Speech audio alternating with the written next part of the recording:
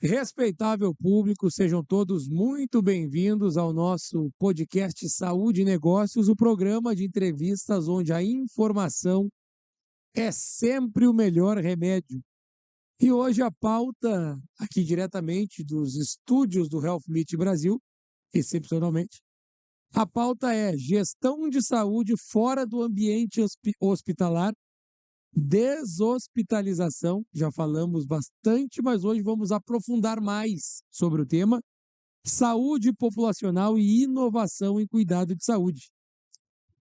Graduada em Administração de Empresas pela PUC-RS, especialista em Administração Hospitalar pela IAHCS, MBA em Gestão de Saúde pela FGV, pós-MBA em Governança Administrativa pela Unicinos, sócia fundadora da ATS Hospitalar.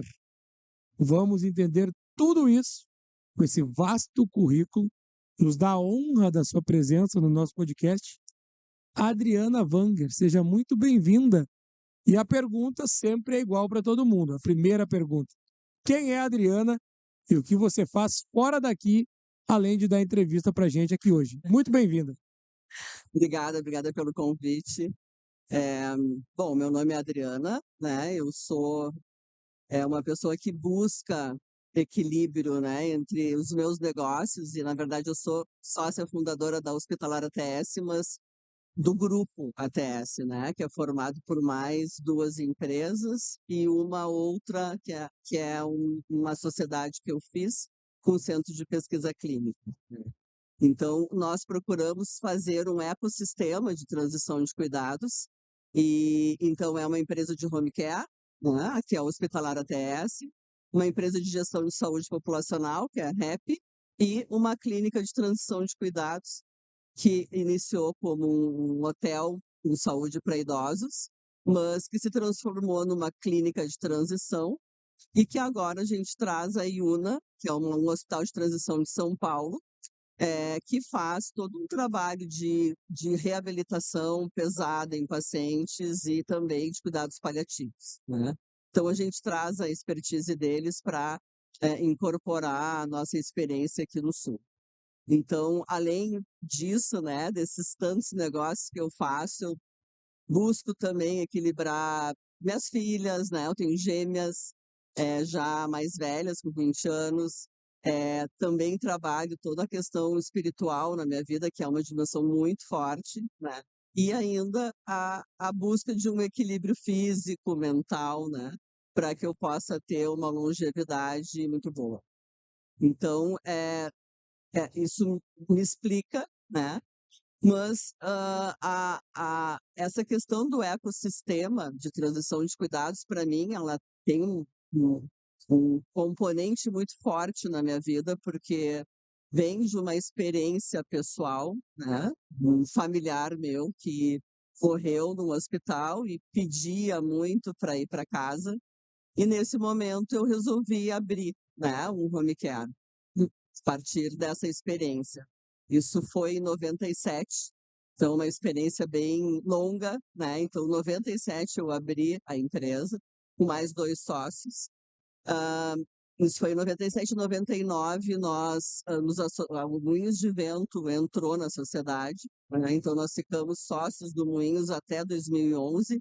Nós aprendemos muito com eles e aprendi muito o processo de transição mesmo dentro de um hospital, porque é importante a gente, perceber no paciente, principalmente no momento que ele tem que sair, né. E acho que esse é um dos grandes problemas que a saúde enfrenta hoje, né, hospitais lotados, além muitas pessoas, praticamente todos nós, enxergamos o hospital como um lugar mais seguro para ficar. E hoje em dia, muito através também, em função da pandemia, isso acabou mudando, né. Mudou de forma radical na cabeça das pessoas, mas como tu trabalhar essa cultura dentro dos hospitais e nós também, porque quando a gente procura um hospital, a gente procura porque estamos sentindo essa necessidade por não sabermos o que temos ou por estarmos com uma situação bem frágil, né. E hoje a gente enxerga muito a necessidade de educação do profissional de saúde, no sentido de quem é o paciente para ser deshospitalizado, né? Quem é o paciente que precisa transicionar, né? O que é transição de cuidados? Então, explicando melhor isso. É quando eu saio de um ponto da rede, ou principalmente do hospital, e vou para um outro local onde eu ainda necessito daquele cuidado. Então, por exemplo, um paciente que foi para o hospital, entendeu, foi diagnosticado com alguma infecção, está lá usando seu antibiótico, e a gente percebe muitos ficando no hospital até o fim, e não precisa. Ele pode ir para casa para finalizar o seu tratamento.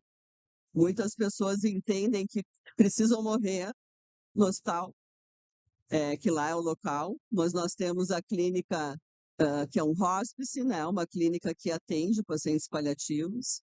Nós temos o home care para fazer isso, né, porque isso poder morrer em casa e não precisar morrer no hospital.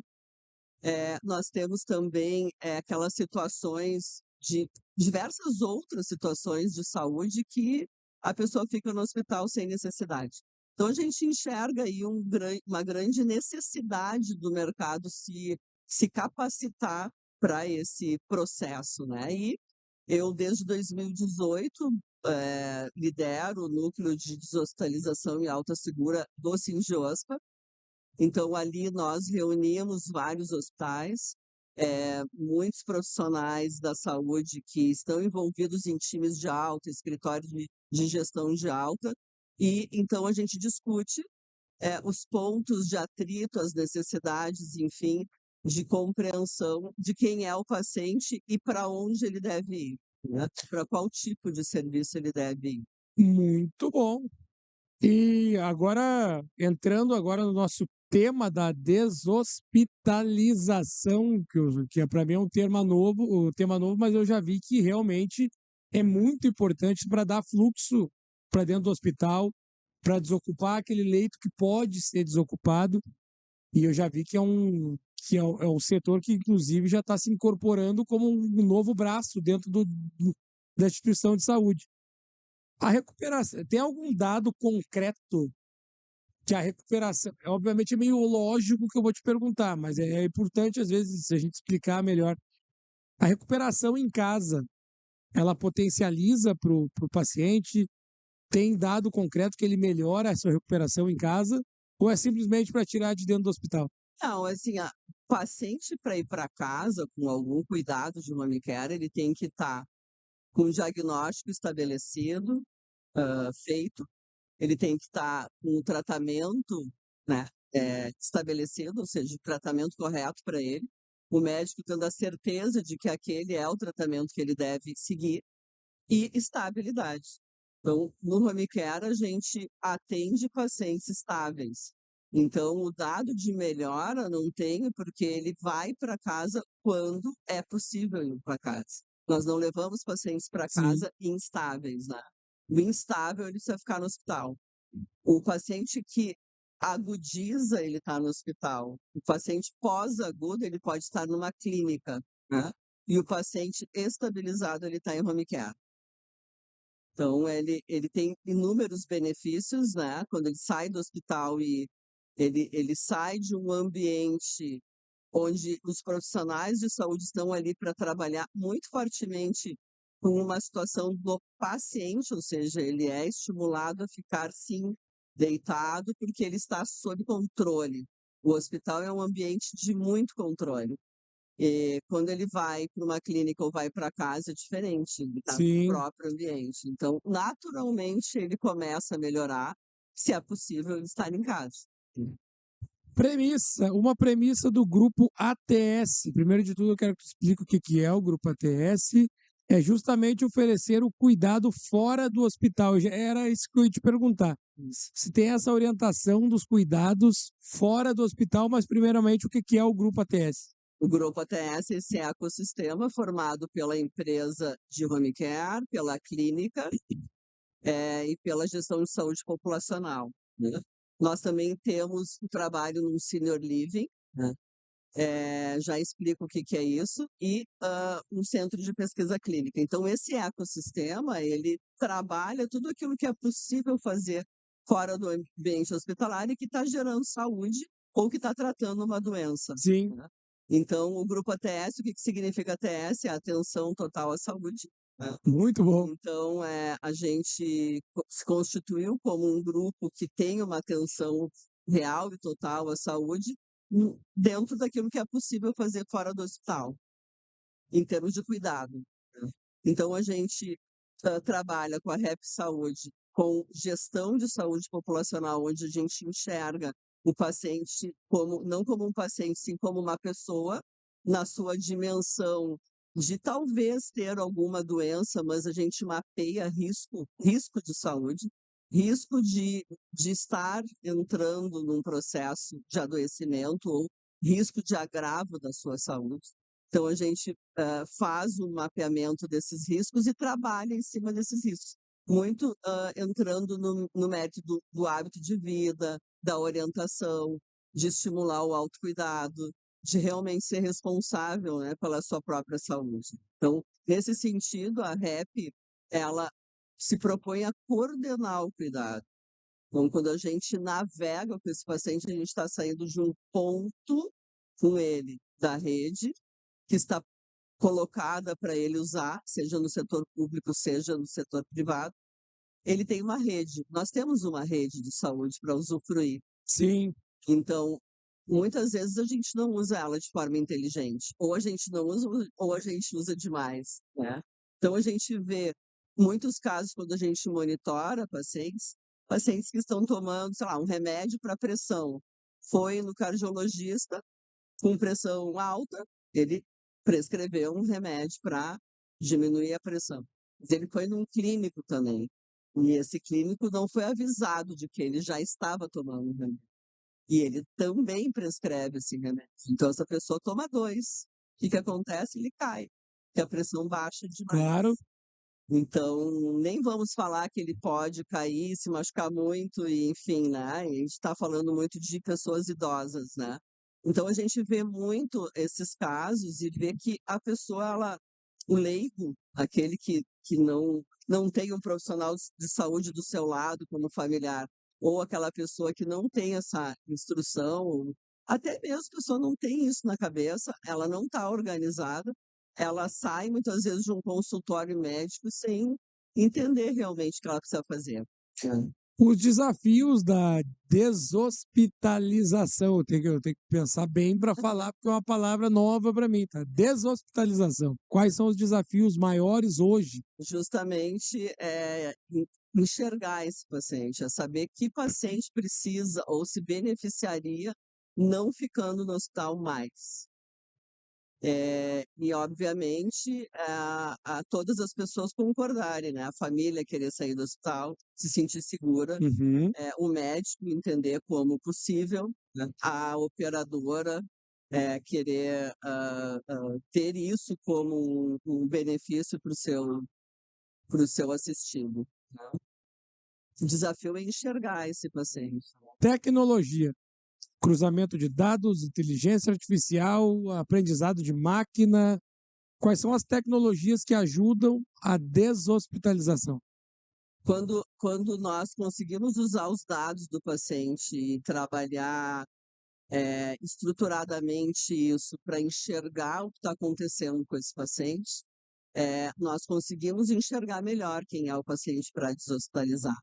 Mas eu não entraria tanto no mérito da deshospitalização, eu traria aqui para vocês a questão da tecnologia e o uso de dados, no sentido da predição, no sentido de poder com isso promover saúde.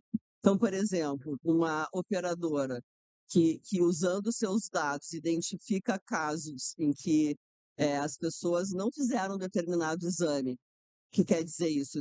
A necessidade de rastrear um possível câncer, como um exemplo, né.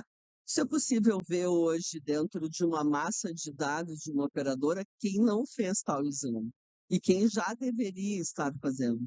Então nós temos preconizado pela saúde, os princípios da atenção primária à saúde. Então, por exemplo, mulher acima de tal idade, ela precisa fazer determinados exames. Se ela não faz, corre um risco de não estar vendo algo que esteja acontecendo consigo. Então, na medida em que nós temos dados e conseguimos identificar isso, que ela não fez, é possível fazer campanhas, é possível atingir uma população e estimular essa população a fazer algo.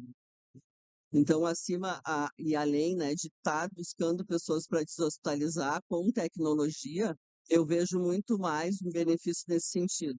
Mas se nós formos olhar a tecnologia para deshospitalização, é aplicar dentro de um sistema inúmeros formulários que me dizem que há um risco dessa pessoa piorar quando ela está internada, né, um risco, inclusive, de infecção ou qualquer coisa nesta linha, e ela poder ser vista, né, para ser deshospitalizada.